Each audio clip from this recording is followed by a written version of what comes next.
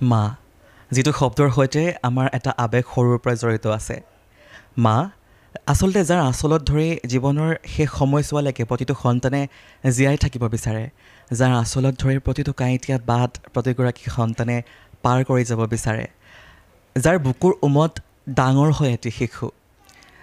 এই পবিত্ৰ ক্ষণত, এই মুহূৰ্তত আচলতে এই স্থানৰ পৰাই প্ৰতিগৰাকী মাতৃলৈ মই বহুত শ্ৰদ্ধা আৰু সন্মান জ্ঞাপন কৰিছোঁ। নমস্কাৰ, মই শ্ৰী ইমন অনুৰাগ দত্ত আৰু পোনপ্ৰথমে আপোনালোক সকলোকে স্বাগতম জনাইছোঁ এনি ভাৰত 24লৈ। আৰু যিহেতু আপোনালোকে গম পাইছে আজি দেওবাৰ আৰু দেওবৰীয়া বিশেষ আমাৰ এটা অনুষ্ঠান, দেওবৰীয়া আমেজ আপোনালোকলৈ লৈ আহিছোঁ। আৰু আজি মা শীৰ্ষক অনুষ্ঠান আমি প্ৰতিগৰাকী মাতৃলৈ আচলতে উৎসৰ্গ কৰিব বিচাৰিছোঁ। আৰু সেয়েহে আমাৰ ষ্টুডিঅ'লৈ আমন্ত্ৰণ কৰি আনিছোঁ আপোনালোকৰ চিনাকি কেইখনমান মুখ, কেইগৰাকীমান মাতৃ। ৰিয়েল লাইফতো মাতৃ তেওঁলোক আৰু ৰিয়েল লাইফতো মাতৃ। গতিকে মই আপোনালোকক পৰিচয় কৰাই দিব বিচাৰিছোঁ। মোৰ সোঁহাতে বহি আছে আমাৰ আপোনালোকৰ আচলতে সকলোৰে মৰমৰ আৰু পৰিচিত এগৰাকী চিনাকি মুখ, এগৰাকী মাতৃ অশ্ৰুমণি বৰা বাইদেউ। তাৰ পাছত আছে অনিতা চক্ৰৱৰ্তী বাইদেউ। আৰু মোৰ সোঁহাতে বহি আছে মীনাক্ষী দত্ত বাইদেউ। আৰু মোৰ বাওঁহাতে বহি আছে আপোনালোক সকলোৰে এখন চিনাকি মুখ, এগৰাকী ধাৰাবাহিক বা ৰিয়েল লাইফৰো অৰ্থাৎ ব্যক্তিগত জীৱনৰ এগৰাকী মাতৃ হেমলতা গগৈ বাইদেউ। আৰু বহি আছে মিতু কাশ্যপ বাইদেউ, নীলাক্ষী দেৱী বাইদেউ। আৰু মোৰ বাওঁহাতে বহি আছে আমাৰ সকলোৰে মৰমৰ নীলা শইকীয়া বাইদেউ। আৰু মোৰ বাওঁহাতে বহি আছে আপোনালোক সকলোৰে মৰমৰ নিজৰা চৌধুৰী বাইদেউ। হয়, গতিকে আৰু সকলোকে আপোনালোকক স্বাগতম জনাইছোঁ। আৰু আটাইকেইগৰাকী মাতৃলৈও মই শ্ৰদ্ধা জ্ঞাপন কৰিছোঁ আৰু নৱবৰ্ষৰ বহুত শুভেচ্ছা জ্ঞাপন কৰিলোঁ। যিহেতু মা শীৰ্ষক অনুষ্ঠান, মই পোনপ্ৰথমতে অশ্ৰুমণি বৰা বা ওচৰলৈ যাব বিচাৰিছোঁ। মাতৃ শীৰ্ষক অনুষ্ঠান, গতিকে মা শীৰ্ষক আপোনাৰ অনুভৱৰ বিষয়ে অলপমান জানিব বিচাৰিছোঁ। মা শীৰ্ষক বুলি ক'লে প্ৰথমতে নিজৰ কথা মনলৈ নাহে, কিন্তু মোৰ নিজৰ মাৰ কথাহে মনলৈ আহে। কাৰণ এতিয়াও মই নিজেই মাক হ'লোঁ ৰিয়েল লাইফৰ, তথাপিও এদিনৰ কাৰণেও মাক যদি ঘৰত নাপাওঁ তেতিয়াহ'লে হাহাকাৰ লাগি যায়, মই থাকিব নোৱাৰোঁ। গতিকে মাৰ অনুভৱ এনেকুৱাই, নিজেই মাক হ'লেও আইতাক হ'লেও নিজৰ মাকৰ কথা সদায়ে প্ৰথম মনত আহে। আৰু নিজে মই মাক হিচাপে কিমানখিনি দায়িত্ব পালন কৰিছোঁ নাজানো, মোৰ এজনী ছোৱালী, তথাপিও চেষ্টা কৰোঁ। আজিকালি আমি মাকৰ সেই মৰমৰ আচল বুলিলে অকল অনুভৱটোহে দিব পাৰোঁ, কাৰণ আচলটো নায়েই আমাৰ। কাৰণ এনেকৈ থাকোঁ, আজিকালি প্ৰায়খিনি মাতৃয়ে এনেকৈ জিন্স টি চাৰ্ট বা ফ্ৰক পিন্ধি থাকোঁ। গতিকে আচল আমাৰ নাই, মৰমৰ অনুভৱৰ আচলটোহে আমি দিব পাৰোঁ। কিন্তু আচলতে মা বুলি ক'লে আমাৰ সেই মানে মাৰ আচল মানে কি, আচলতে মাৰ আৱেগ বা মাৰ বুকুখন বা মা মৰমবোৰ আমাৰ সেইটোৱে ডাইৰেক্ট মানে চিধাকৈ আমাৰ সেইটোৱে মনত পৰে, নহয় জানো? কিন্তু এতিয়া আমাৰ কাষতে বহি আছে অনিতা চক্ৰৱৰ্তী বাইদেউ। মই বাইদেউৰ পৰা জানিব বিচাৰিম আপোনাৰ মাতৃ হিচাপে আপোনাৰ অনুভৱ কেনেকুৱা? নমস্কাৰ। মাতৃ হিচাপে মোৰ অনুভৱ খুবেই ভাল। ময়ো এজনী ছোৱালীৰ মাতৃ, সৰু, তাই ক্লাছ 7ত পঢ়ে। ভাবিছোঁ যিখিনি তাইৰ কাৰণে যত্ন কৰিব লাগে চেষ্টা কৰিছোঁ কৰিবৰ কাৰণে। খুব ভাল অনুভৱ। আৰু মই ৰিয়েল লাইফতো মাতৃ এক্টিঙেই কৰিছোঁ, তাতো ভালেই পাইছোঁ। মোৰ ল'ৰা ছোৱালীবিলাক যিমান হেৰি হৈছে আৰু ভালেই অনুভৱ, খুব ভালেই। আৰু মাতৃ হিচাপে মই গৌৰৱান্বিত, মোৰ এজনী ছোৱালী। যিহেতু প্ৰতিগৰাকীয়ে ব্যক্ত কৰিছে মাতৃ হিচাপেনো অনুভৱ কাৰ বেয়া হ'ব। মা নামটোৱে হৈছে, আচলতে মা শব্দটোৱে হৈছে এটা আৱেগিক বা এটা স্বৰ্গীয় অনুভূতি।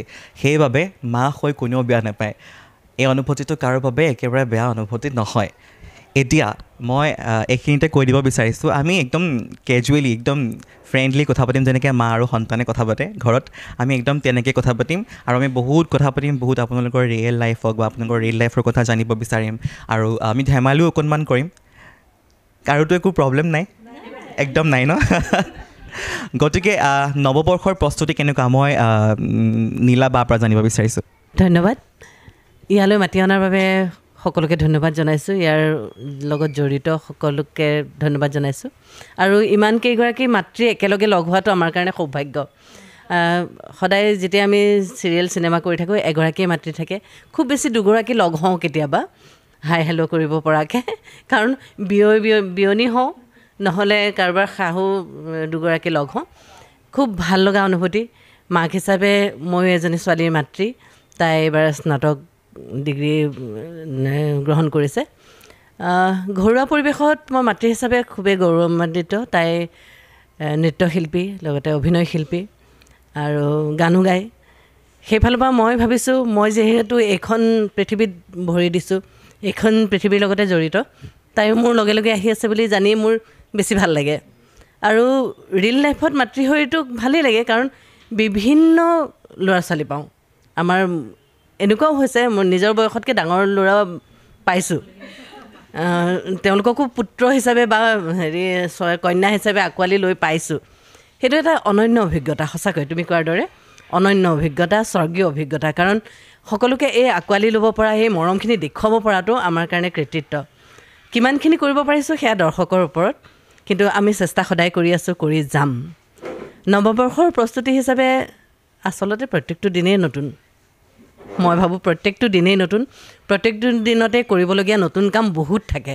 গতিকে কৰি যাম দিনবোৰ বাগৰক আমি আদৰি যাম প্ৰত্যেকটো দিনকে প্ৰত্যেকটো পুৱাকে আৰু আমাৰ নিজৰ কৰিব পৰা কামখিনি কৰি যাম ধন্যবাদ যিহেতু আমি কথা পাতিয়ে আছোঁ আৰু বহুত বেছি কথা পাতিলেও আমাৰ দৰ্শক কিন্তু বৰ হৈ যাব কাৰণ তাৰ মাজত যদি অকণমান টুইষ্ট আনি দিওঁ অকণমান যদি আমি ধেমালি কৰোঁ সকলোৰে ভাল লাগিব আমাৰ মাসকলৰো ভাল লাগিব মোৰো ভাল লাগিব আৰু দৰ্শকৰো ভাল লাগিব গতিকে মই জানিবলৈ পাইছোঁ মই বিশেষ সূত্ৰে গম পাইছোঁ আমাৰ যিকেইগৰাকী আচলতে মা ইয়াতে বহি আছে এই মাসকলৰ কিন্তু এক্টিং লাইফৰ মানে লগতে আৰু বেলেগ কিছুমান অভিজ্ঞতাও আছে বা বেলেগ কিছুমান প্ৰতিভাও আছে সেই প্ৰতিভা আমি কিন্তু আজি খুচৰি উলিয়াইছোঁ আৰু সেই প্ৰতিভা আজি আমাৰ মঞ্চত সেয়া ব্যক্ত কৰিব লাগিব গতিকে মই এটা টুইষ্ট দিব বিচাৰিছোঁ কাৰোতো প্ৰব্লেম নাই সকলো পাকৈত একদম মই গম পাইছোঁ একদম পূৰা প্ৰতিভাধৰ শিল্পী বহি আছে গতিকে মই এটা বিশেষ ৰং বা বিশেষ এটা বস্তুৰ নাম ক'ম সেই বস্তুৰ নামৰ লগত আপোনালোকে কি কৰিব পাৰে তাত কি মানে মাদকতা সানিব পাৰে হয়তো সেয়া গান হ'ব পাৰে হয়তো কবিতা হ'ব পাৰে বা কাৰোবাৰ কিবা ধুনীয়া অনুভৱ হ'ব পাৰে ৰসাল কথা হ'ব পাৰে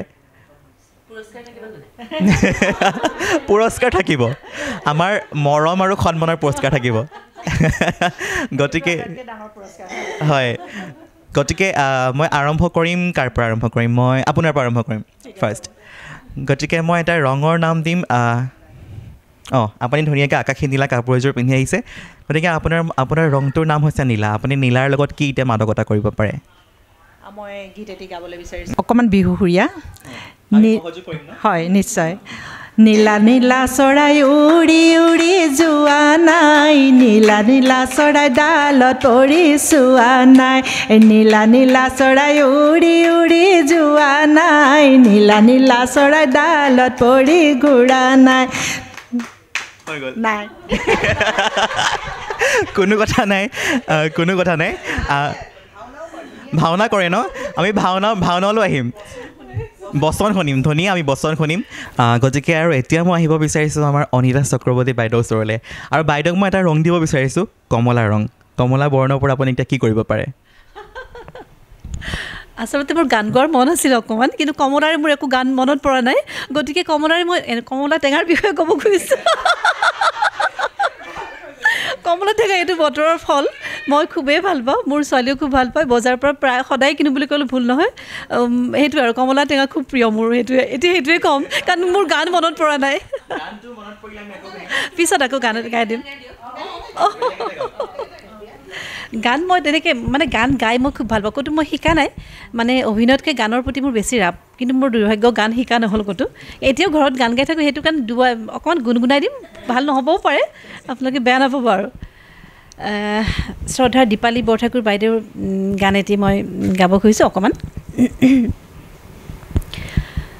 জোন ধনে জোনালিতে তৰাৱতীক চাই হাতীপতি চিকিমিকি নাচি নাচি যায় জোনে কয় তৰাৱতীক মোৰ ফালে চা ৰূপোৱালী ৰিহা টানি তৰাই ঢাকে গা চকুত লাগিল মোহনি তোৰ চকুত লাগিল মোহনি টিপি টিপি চাৱনি তাইৰ টিপি টিপি চাৱনি জোন ধনৰ বুকুৰ মাজত ল'লে আহি ঠাই হাতীপতি চিকিমিকি নাচি নাচি যায় ধন্যবাদ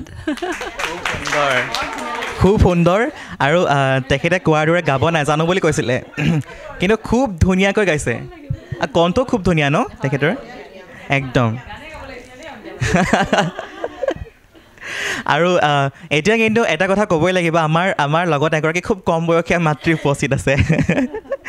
এইফালে আমাৰ কম বয়সীয়া মাতৃ মিতু কাশ্যপ বা উপস্থিত আছে। আমাৰ বাৰ লগত কথা পাতিব বিচাৰিম। বা আপোনাৰ যিহেতু আপুনি মাতৃৰ কেৰেক্টাৰো কৰিছে কেইবাবাৰো, আপোনাৰ ৰিয়েল লাইফৰ মাতৃ যিটো অনুভৱ, সেই অনুভৱ কেনেকুৱা? মানে অনুভৱ বুলি ক'লে আচলতে বেয়া লাগিব। অনুভৱ মই আগতেও কৈছোঁ যে অনুভৱ সকলোৰে এক সুকীয়া মাদকতা থাকে, মাতৃ হোৱাৰ এটা সুকীয়া মাদকতা থাকে। গতিকে ইমান কম বয়সতে আপুনি ৰিয়েল লাইফৰ মাতৃ হোৱাৰ অনুভৱটোহে জানিব বিচাৰিছোঁ। নমস্কাৰ। প্ৰথমতে মই এনি ভাৰত চেনেলটোলৈ ধন্যবাদ জনাইছোঁ, মোক ইয়াত মাতি আনি এইকণ সুবিধা দিয়াৰ কাৰণে। এতিয়া মাতৃৰ অনুভৱৰ কথা কৈ আছে, মই বাকী মোৰ লগত যিমানখিনি বহি আছে গোটেইবোৰ অভিজ্ঞতাটো মোৰ ফালৰ পৰাও মোৰ বহুত ডাঙৰ, আৰু বয়সতো চাগে বয়সতো ডাঙৰ হ'ব।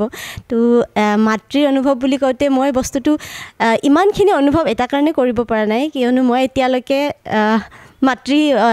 মাতৃত্বৰ অনুভৱ মানে মই এতিয়ালৈকে মাতৃ হোৱা নাই। সেইটো কাৰণে মই সেই অনুভৱটো, কিন্তু যেনেকৈ বায়ে কৈছিলে যে মোৰ মাতৃ বুলি ক'লে মোৰ দুগৰাকী মা এতিয়া মনত পৰে।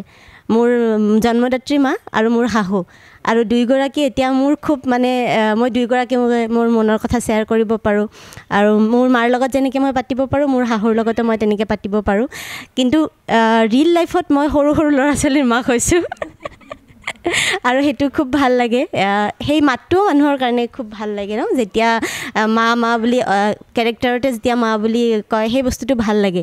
আৰু চবতকৈ ডাঙৰ কথা, মই এতিয়া ক'ব পাৰিনে নাই নাজানো, মোৰ ৰুমৰ ওচৰত সৰু পোৱালি এটা আছে, তাৰ লগত মই ইমানেই মানে মানে সি মোক এতিয়া মাকক মা বুলি মাতাৰ সলনিও মোকো মা বুলি মাতে। মানে ওচৰ পাজৰৰ মানুহে তাক পোৱালিটোক সোধে মানে তোৰ মা ক'ত গ'ল বুলি ক'লে সি মুখহে দেখায় মানে। তো সেইটোৱে কথা। বাকী আৰু পাতি যাম আৰু লাহে লাহে বাকীখিনি কথাও।